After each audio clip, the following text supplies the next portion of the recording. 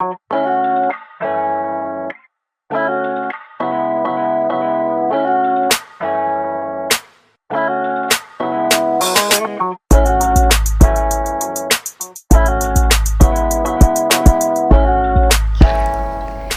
các bạn, Emmy đây. Đây là mặt mộc của mình. Thì trong video clip này thì Emmy sẽ hướng dẫn mọi người cách mà Emmy sẽ trang điểm hàng ngày. Emmy thấy là có nhiều bạn thì hàng ngày có lớp nền rất đẹp, gần như là hoàn hảo. Nhưng mà mỗi lần vào buổi tối khi mà chúng ta tẩy trang xong ấy, thì hình như là biến thành một người khác và không tự tin với làn da của mình lắm. Emmy rất là thích một câu nói, đó là skincare is the new makeup, tức là chăm sóc da thì là nền tảng của chuyện là makeup đẹp. Và Emmy thì tôn thờ trường phái đó là skincare makeup, tức là tuy là trang điểm như thế nào nhưng mà vẫn phải đảm bảo là da của chúng ta đẹp hơn mỗi ngày và da của chúng ta mịn màng hơn mỗi ngày. Vậy thì những mẹo nào của Emmy trong chuyện là makeup hàng ngày sẽ được chia sẻ trong clip này, các bạn nhớ là theo dõi cho đến cuối clip nhé. Let's go! Đầu tiên thì Emmy sẽ không sử dụng cái lót chuyên dụng hàng ngày mà thay thế nó bằng một loại kem dưỡng ẩm. Lý do là bởi vì là kem lót thì có rất là nhiều công dụng, là khiến cho da của chúng ta thì trông có vẻ bóng bẩy mềm mướt này, rồi lỗ chân lông mình có vẻ nhỏ đi này, rồi kiềm dầu rất là tốt nữa, cả ngày thì không thấy bóng dầu. Tuy nhiên tất cả các kem lót thường sẽ có một đặc điểm chung, đó là nhiều silicone. Silicone bản thân thì không có hại nhưng mà sẽ có những lưu ý khi sử dụng những sản phẩm nhiều silicone. Thứ nhất đó là silicone vì tác dụng làm mềm nên chắc chắn là sẽ lưu lại ở trên bề mặt da. Cùng với cả lớp trang điểm, silicone sẽ giữ lại là bụi bẩn, mồ hôi này, tuyến dầu của chúng ta nữa. Và nếu mà chúng ta không tẩy trang một cách sạch sẽ thì sẽ rất dễ là gây bít tắc lỗ chân lông và gây mụn. Thứ hai nữa là bản thân silicone mà sử dụng trong kem lót ấy, có rất nhiều loại, là những loại mà khó bay hơi, dày, bí, thậm chí là gây vón cục và rất khó tẩy rửa. Nên là nếu mà chúng ta tẩy trang sơ sái thì chắc chắn là không thể loại bỏ được kem lót trang điểm cũng như là kem nền đâu. Nói tóm lại là nếu mà có sử dụng kem lót thì các bạn phải cực kỳ lưu ý đến chuyện tẩy trang, là phải double, triple cleansing. Mà Emmy thì bản thân là Emmy cũng lười nữa, cũng không muốn là quá nhiều bước, nên Emmy đã có giải pháp cho chuyện này. Emmy sẽ dùng toner cấp ẩm cho da, sau đó mới sử dụng kem dưỡng ẩm. Nếu bạn nào có mụn thì có thể sử dụng sản phẩm chấm mụn trước đó luôn.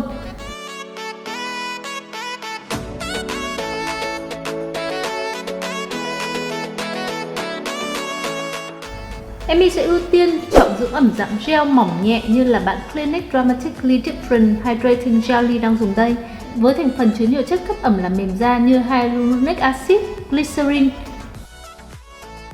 Bạn nào mà da khô hơn, dễ bị bong tróc thì có thể chọn những kết cấu kem đặc hơn với những thành phần như là ceramide, squalane, dầu ô liu hoặc là bơ hạt mỡ. Không biết là mọi người có để ý hay không, nhưng mà những người nào mà thường xuyên make up dày hàng ngày ấy, thì rất khó để có một làn da đẹp. Nếu mà muốn có một làn da đẹp mà không tì vết, rồi không bị mụn, rồi mịn màng, lỗ chân lông nhỏ, đều màu ấy, thì chắc chắn là phải chăm sóc da cực kỳ kỹ. Cộng thêm chuyện là phải có những liệu pháp nâng cao rồi xâm lấn thêm một chút ở spa hoặc là clinic thì may ra mới có thể giữ được một làn da như vậy. Emmy thì từ trước đến giờ chưa bao giờ là theo trường phái make up dày cả, nên là lúc nào mà không phải make up thì sướng quá. Còn nếu mà lúc nào mà cần phải make up cho đầy đặn một chút xíu thì sẽ sử dụng là cushion.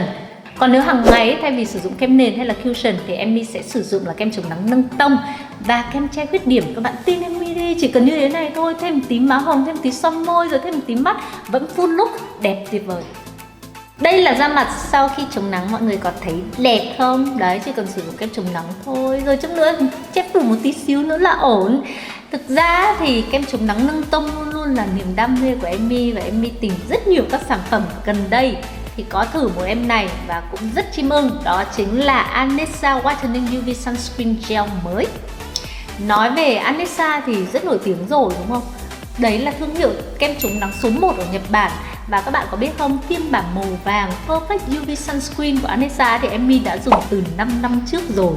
Đó, và đấy là phiên bản mà Emmy thấy là cực kỳ phù hợp với mùa hè, bởi vì là khô ráo và dạng sữa nên là tán ở trên da rất là dễ. Nhưng mà đến khi mà thời tiết chuyển sang thanh khô thì Emmy muốn là có một sản phẩm nào dày hơn một chút xíu và có khả năng dưỡng ẩm tốt hơn một chút xíu. Và vì vậy thì Emmy đã chuyển qua sử dụng là Anessa Whitening UV Sunscreen Gel. Gel chống nắng dưỡng trắng của Anessa là loại vật lý lai hóa học. Trong đó, thành phần chống nắng vật lý thì có zinc oxide giúp chống được cả tia UVA và UVB, không gây kích ứng cho da. Còn thành phần chống nắng hóa học thì rất ưu việt, có Sinoset, Uvinul T150, Optinoset, Tinosoft M và Tinosoft S. Thực ra một điểm mà khiến cho em thích sử dụng Anessa Whitening Sunscreen hàng ngày nhất đó chính là vì em này không chỉ là dưỡng ẩm tốt đâu mà còn có nhiều chất chống oxy hóa và thành phần dưỡng trắng.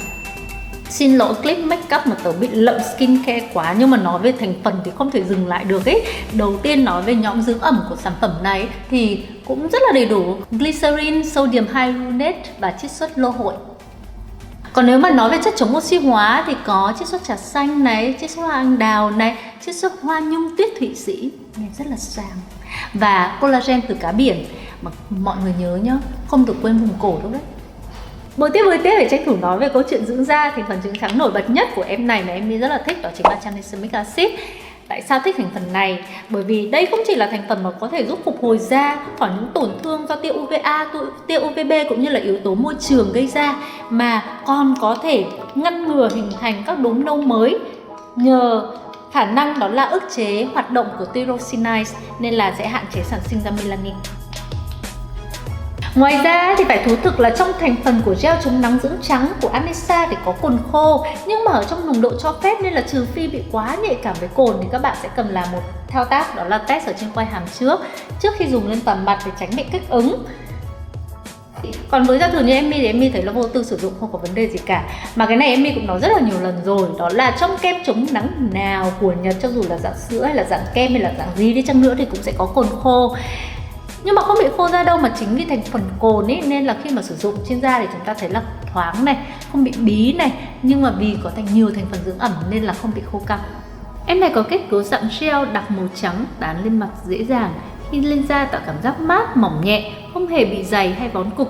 Tuy nhiên do kết cấu hơi dày nên là da khá ẩm bóng, em này cực kỳ hợp với da thiếu ẩm, da khô hoặc hỗn hợp thiên khô. Riêng với da quá dầu muốn dùng em này thì nên phủ thêm một lớp phấn bột để bớt bóng nhé.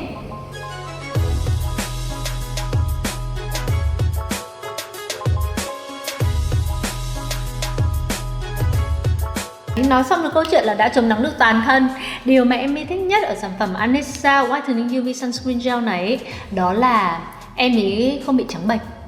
Không giống như là những kem chống nắng vật lý thông thường thì em này chỉ nâng tông một cách nhẹ nhàng thôi. Nhưng mà mới dùng lên thì thấy là da có hơi trắng nhẹ lên một chút, nhưng mà sau khoảng 3 đến 4 phút thì thấm hết và để lại một bề mặt da sáng và mịn hơn.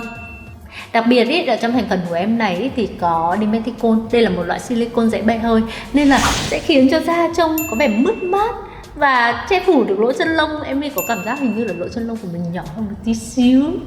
Còn nói về khả năng dưỡng trắng của em này ý, thì chưa thấy rõ rệt lắm, bởi bản thân thứ nhất là da của em đã trắng rồi. Cái thứ hai nữa là nếu mà muốn kiểm chứng ý, thì phải khoảng sau 2 tháng quay lại thì chắc là mới có thể review chi tiết được cho các bạn. Nhưng em cũng phải nói trước là đối với cả một kem chống nắng dưỡng trắng thì các bạn không thể nào nghĩ là nó có thể thay thế cho serum hay là kem dưỡng trắng được đâu, chỉ là hỗ trợ thêm thôi.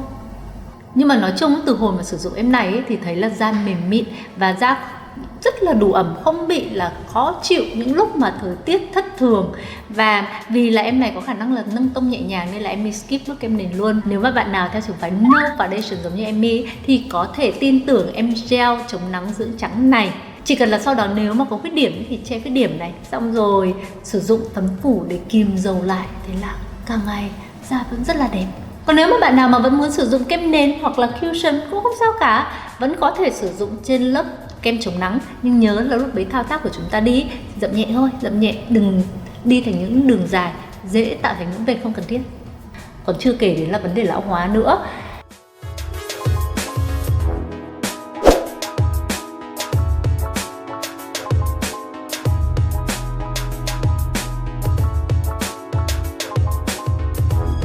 Đặc biệt lưu ý khi che khuyết điểm vùng mắt, chỉ nên sử dụng ngón út hoặc ngón áp út vì ít lực nhất, chậm nhẹ để tán sản phẩm quanh quầng mắt.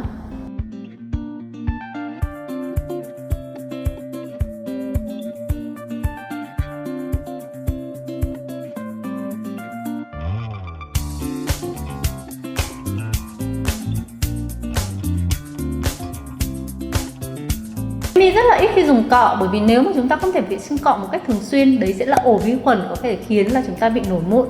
Nên là thay vì thế thì em sẽ sử dụng tay. Tất nhiên là chúng ta luôn luôn là phải làm sạch tay trước khi trang điểm và sử dụng bông tăm, như vậy thì rất là sạch sẽ. Một điểm mà các bạn cần lưu ý là đối với cả những sản phẩm chấm mụn các bạn sử dụng có thành phần trị mụn ý, nếu mà chúng ta sử dụng che khuyết điểm sau khi mà chúng ta chống nắng ý, thì tác dụng cũng vừa phải thôi. Bởi vì ví dụ như là sản phẩm Anessa Whitening mà em đi sử dụng ngày hôm nay thì là chống nắng vật lý lai hóa học. Chúng ta sử dụng những thành phần trị mụn bên trên những thành phần chống nắng vật lý thì rõ ràng là khả năng thẩm thấu thì cũng vừa phải.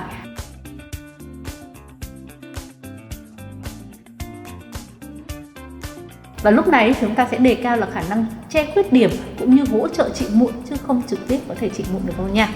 Sau đó các bạn sử dụng kem che khuyết điểm, đặc biệt đối với cả những bạn nào bị mụn thì em gợi ý một số những dòng sản phẩm có thành phần trị mụn. Ví dụ như North Central Cover có thêm tea tree oil, hay từ Body Shop Tea Tree Oil Concealer, hoặc La Roche-Posay Plus phiên bản có màu với salicylic acid. Nếu các bạn lo dưỡng da quá nhiều khiến da hơi bóng, các bạn có thể sử dụng thêm phấn phủ bột khoáng. Có 3 lý do mà em rất thích dùng mineral powder. Thứ nhất đó là khả năng hút dầu vô cùng tốt nhờ vào những khoáng chất thiên nhiên như titanium dioxide, zinc oxide, mica và sắt oxit không gây bí da. Thứ hai, các loại khoáng chất tự nhiên mang đặc tính hỗ trợ chống nắng khá tốt cho da. Và cuối cùng, vì hoàn toàn từ thiên nhiên nên khá lành tính dành cho da. Một số các loại phấn khoáng dạng bột bạn có thể tham khảo như Innisfree No Sebum Mineral Powder, Bare Mineral View Finishing Powder hay Clarins New Mineral Loose Powder. Hàng ngày em rất thích sử dụng má hồng vì sẽ khiến khuôn mặt trông hồng hào tươi tắn. Nếu các bạn sử dụng kem chống nắng thay cho kem nền thì một lưu ý của em đó là chúng ta nên sử dụng má hồng dạng phấn vì sẽ giúp thấm hút dầu và hạn chế bóng dầu ở hai vùng má tốt hơn.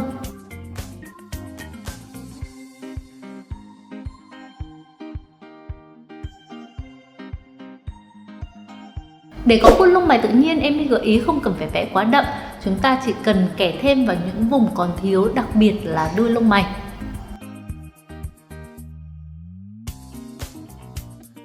Thậm chí nếu bạn nào đã có lông mày sắc nét, có thể sử dụng mascara để chuốt lông mày, vậy là đủ. Xu hướng những năm gần đây sử dụng nhũ cho mắt khá nhiều. Tuy nhiên, đối với hàng ngày, chúng ta sẽ cần phải tiết giảm một chút xíu. Đó là lý do em sẽ sử dụng nhũ mắt dạng kem làm lớp nền trước. Sau đó sử dụng phấn mắt dạng bột nén phủ lên trên, vừa giúp kiềm dầu tốt hơn và hạn chế nhũ quá nhiều. Với make up hàng ngày, em thường sử dụng những tông màu trung tính, đánh toàn bộ bầu mắt và không cần phải tạo khối trong mắt quá nhiều để giữ được nét tự nhiên và tươi sáng. Thêm một chút phấn màu trắng vào đầu mắt sẽ khiến khuôn mắt trông tươi tỉnh hơn.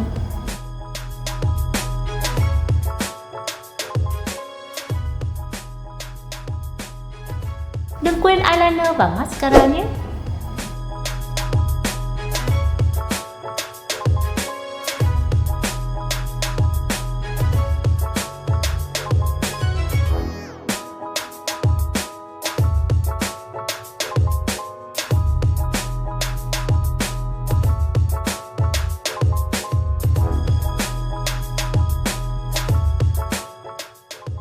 Nếu các bạn có sử dụng mascara hàng ngày thì đừng quên dùng dưỡng mi 2 lần sáng tối để mi không bị rụng nhé.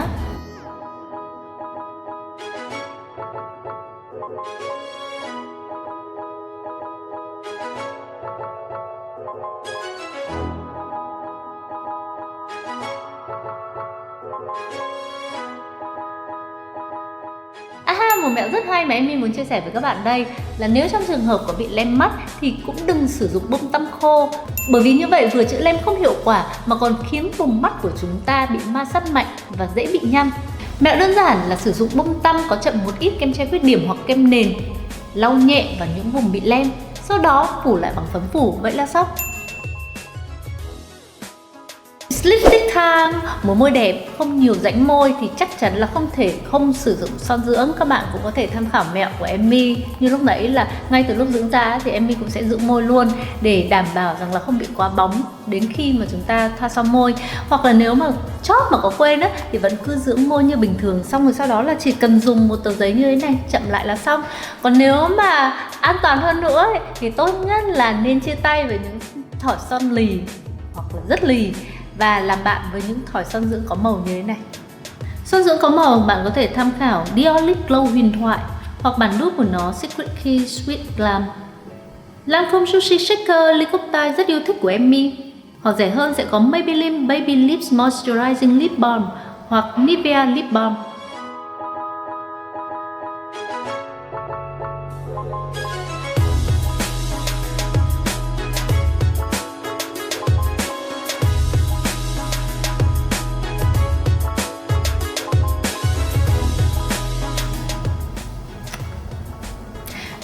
Nói đến đây Emmy lại nhớ bữa hôm trước nhìn thấy ở trên Instagram ấy có một bạn celebrity, bạn ấy quay một clip make up của bạn ấy, xong rồi sau đó là bạn ấy làm động tác môi như thế này này. Phải nói thật là Emmy nhìn mà Emmy thương cái môi của bạn ấy luôn ấy. Và Emmy nghĩ là trừ phi sẽ có một phép màu xảy ra, còn nếu không ấy thì môi sẽ sớm là không còn mơm mởm và sẽ lộ rất là nhiều rãnh. Bởi vì tất cả những động tác mà chúng ta miết này, rồi chúng ta chà môi vào với nhau như thế này thì sẽ khiến là ảnh hưởng đến cấu trúc collagen của môi, và môi của chúng ta sẽ trở nên khô hơn, rồi môi sẽ không còn căng mọng. Nói chung là kiểu bị lão hóa môi. Nên là nếu có làm gì với môi thì các bạn cũng thật là nhẹ nhàng thôi nhá. Thậm chí là ví dụ như là dùng những thỏi son lì như thế này này thì Emmy cũng sẽ không thoa trực tiếp. Còn nếu có thoa trực tiếp Emmy cũng chỉ chậm như thế này trên môi, xong rồi sau đó là lấy tay di lại. Hoặc là nếu không thì Emmy sẽ dùng cọ để mà đánh.